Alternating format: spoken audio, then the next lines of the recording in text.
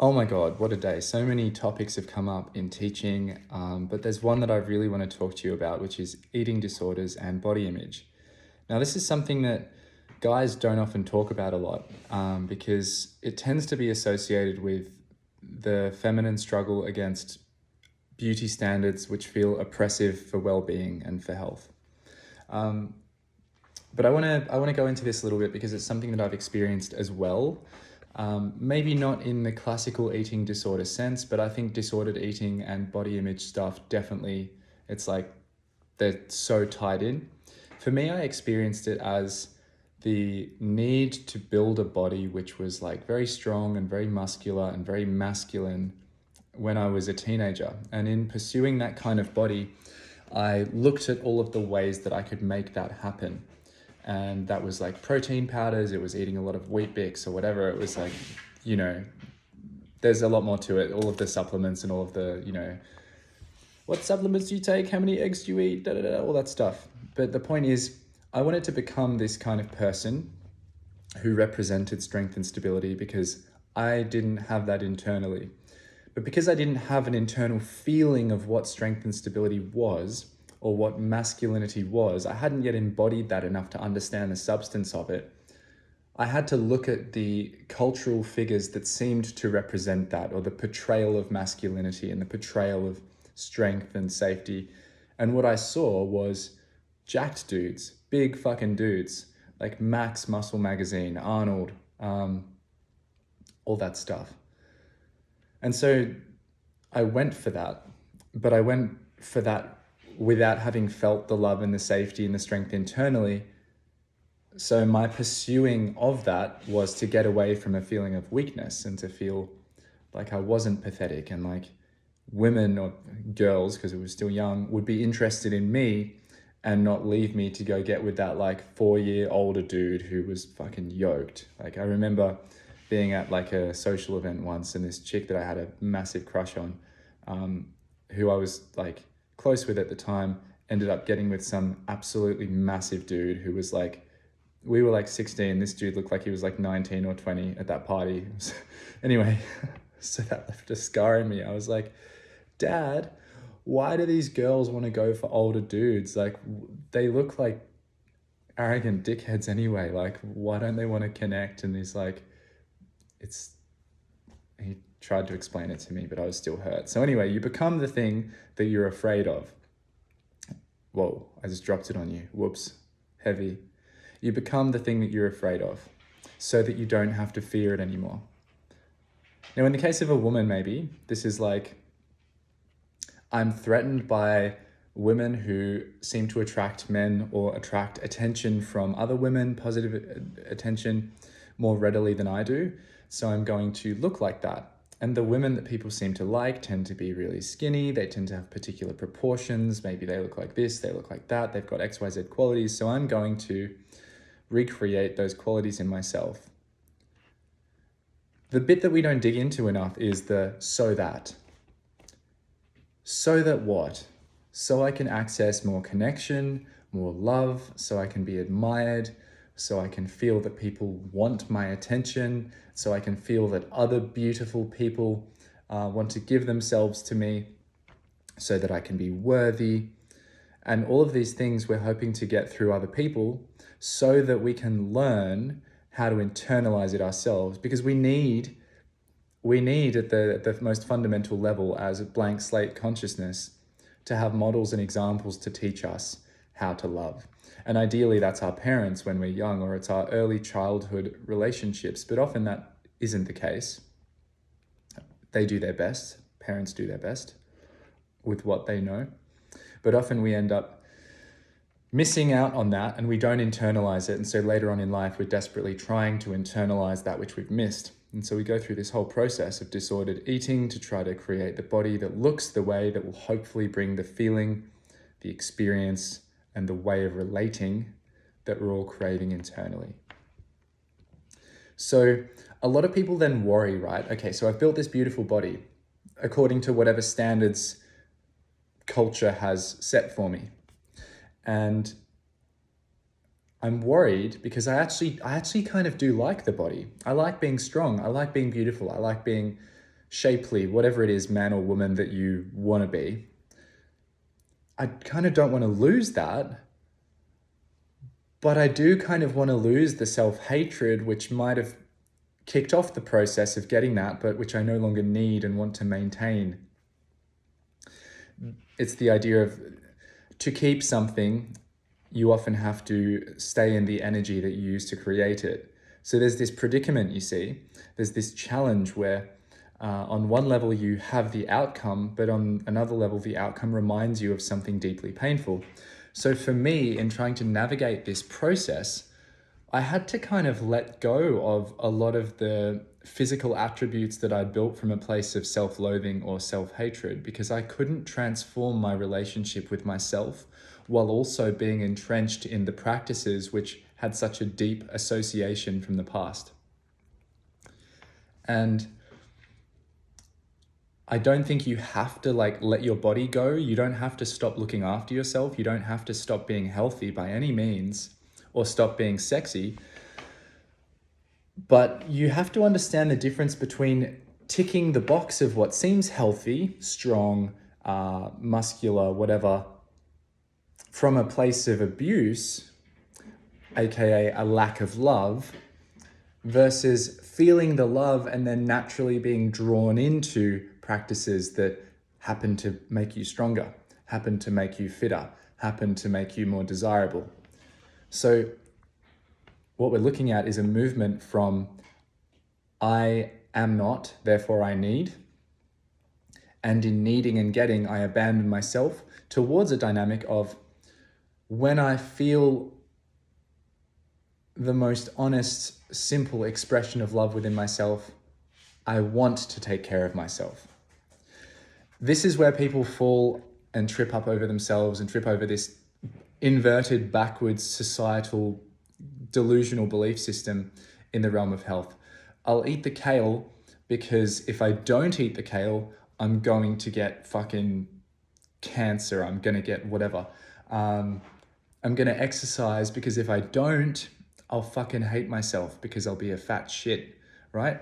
All of these really cancer, fat shit, all of these really heavy self-talk dialogues in here. When we're reactive to those, when we're afraid of those dialogues and we don't want to hear them anymore, and we're unable to sit with them and teach them what it feels like to exist in a body that is loving, we end up reacting to the dialogues and going and doing the opposite. So it's like you let your inner story bully you into action rather than soothing the bully so that it says, oh, okay, I'm sorry. Is this making sense? So you're bullying yourself because you've internalized a voice which says, oh, you're a fat shit, or you're ugly, or you're weak, or you're not enough, or you're not worthy. When you internalize that voice without knowing that you have, because it's unconscious, you're unable to give that voice the love that it so desperately craves and is trying to get. So the voice that cuts you down and self-deprecates has the same eventual goal as love does, which is to thrive and survive and to expand and create and be vital. It's just that it's based on a model of getting that love, which involved self-deprecation, which involved self-abandonment. It's trying to get there in a way which it doesn't have to. Your job is to teach yourself and that fragile part of yourself that it doesn't need to go that way anymore. And it can still experience love and hotness, sexiness, strength, connection, joy. Your job isn't to say, stop wanting to be sexy, stop wanting to be strong, stop wanting muscles. You don't need muscles. You don't need health. Because obviously you do. Muscles are good. You want to be strong. You want to be healthy. You want to be attractive. It's important. These things are innate biological drivers, so don't deny them. The goal is to invite the need into a more loving space and say, hey, I see what you need and we can have that. And we're going to get it in a way which dissolves all of this inner conflict and dissolves all of this pain that we're imposing upon ourselves. So there's a way to do that. And the way you do that is to sometimes take a break from old practices, just as if you broke up with someone, right? You're both trying to rediscover love within yourselves. The relationship hasn't worked at least in this chapter of life, you don't always, if you're not resourced enough, you might not be able to change the relationship from within the relationship. So let's say your relationship is with heavy lifting and you've hurt yourself doing that, and you got into heavy lifting because you felt so pathetic. Sometimes when that dynamic's not shifting because you're under-resourced, you're overwhelmed, you don't have enough energy, there's too much going on internally, it is just easier to take a couple steps back, to take a step away and to become a yogi, to become a contemporary dancer, to become a couch sloth, because you need to dissolve the pattern a little bit. And then having dissolved the pattern and having experienced more love, or at least a relief from those internal conflicts, you then have the love and energy to go back knowing that you can experience yourself in a different way, and you can then reintegrate more of those new learnings back into the initial practice to cultivate a new relationship with it. So it's like Kylie and Mark talking about taking a sacred pause in their relationship.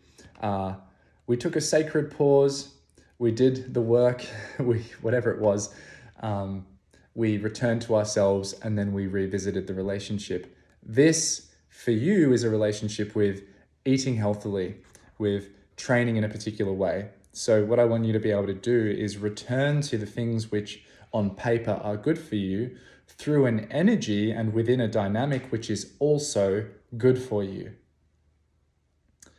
or better for you, right? It's not absolutes. And this is also why when we see people struggling with particular health issues or like psychological issues, we see people who behave quite disruptively in social settings. Being non-reactive means understanding that perhaps they've come from a place which was even worse. Perhaps they're doing really well for them on this given day. And no, you don't have to interact with them, or you don't have to tolerate that, but you also, if you react and if you're highly judgmental towards someone who's in a poor, like in a struggling place,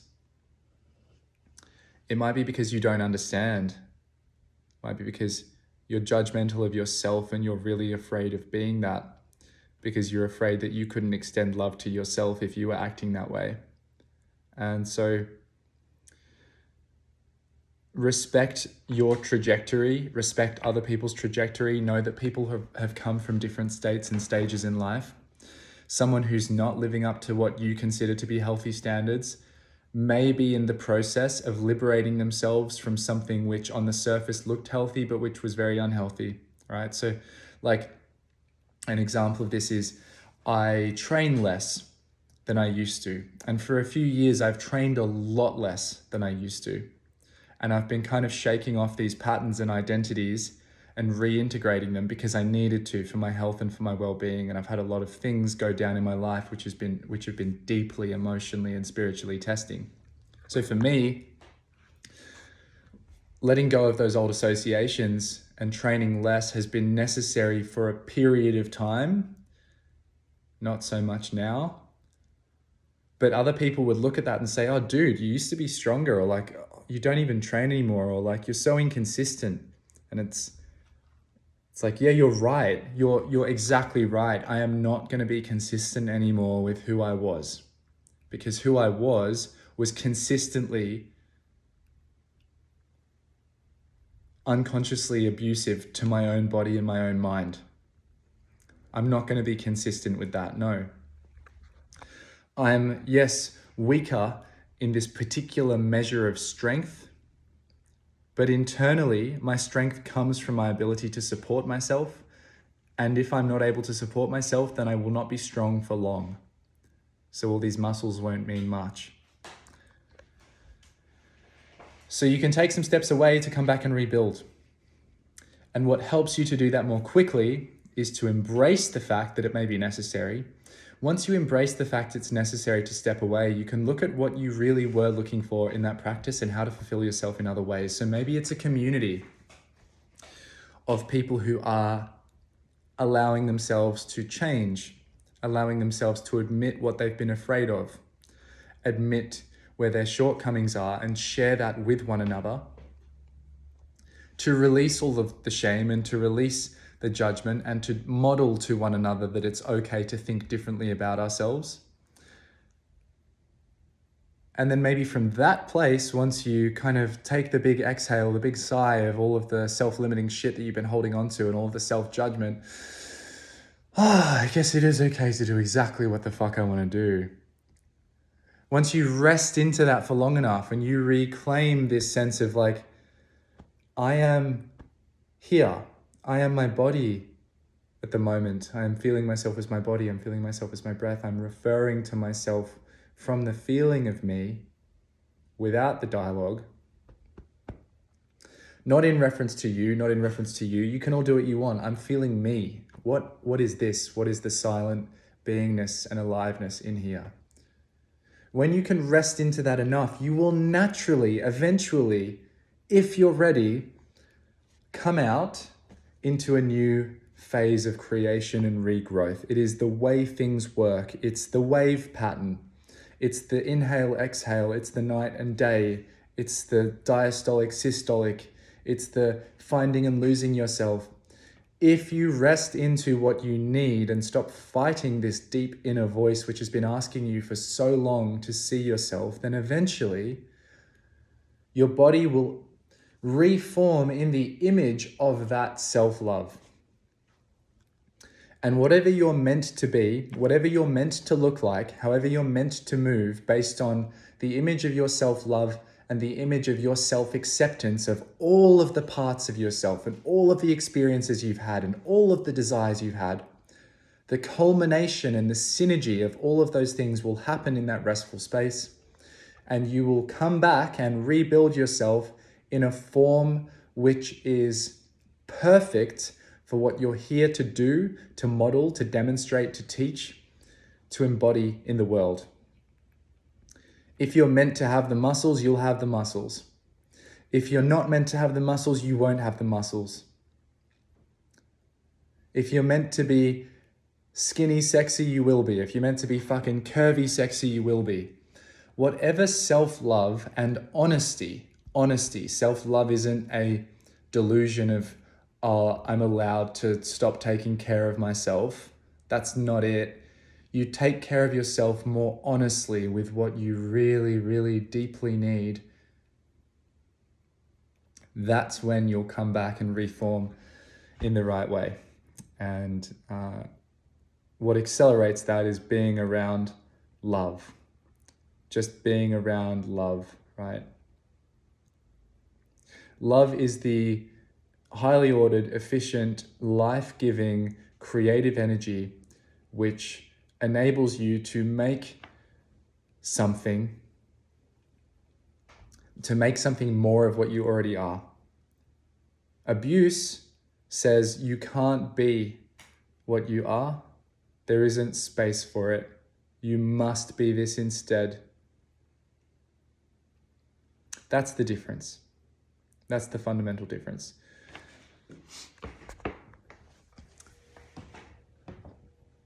Do what feels most loving and most true for you right now by identifying the traps that you've been caught in the past, by embracing and witnessing the dialogue and the judgment of the dialogue, witnessing and embracing the fear and the fear about feeling more fear. Accept that you are where you need to be, and that it will only become clear exactly why that works in hindsight. And for now, continue to lean into that subtle feeling in yourself, that quiet voice which is most loving. Trust into it for a little while. Lean into it for a little while. What does the most honest, loving, quiet voice in there say? This is why people speak to God. This is why people speak to the all, to cosmos. They ask questions into the void of nature. They put their thoughts on an empty page. They seek trusted counsel in their dog. It's a place where there is less reactivity and there's less thinking about thinking and fear about fear. It's a place where things can exist as they are for a moment and it's okay. from the energy of this whole conversation, I think you'll know what to do now. It's going to be different for everyone. For me, maybe I should eat a chocolate bar, or maybe I should stop eating chocolate. For you, maybe it's different. Maybe I need to go to the gym again and actually start working hard. For you, maybe you don't. Where we're at on the map does not take into account where we've come from. Consider where you've come from. Consider how you're feeling in the moment as a reflection of where you've come from, and then feel into the fresh blank page of newness and presence, and allow that to dictate where you go and which doors you knock on and what you explore. I hope this has helped.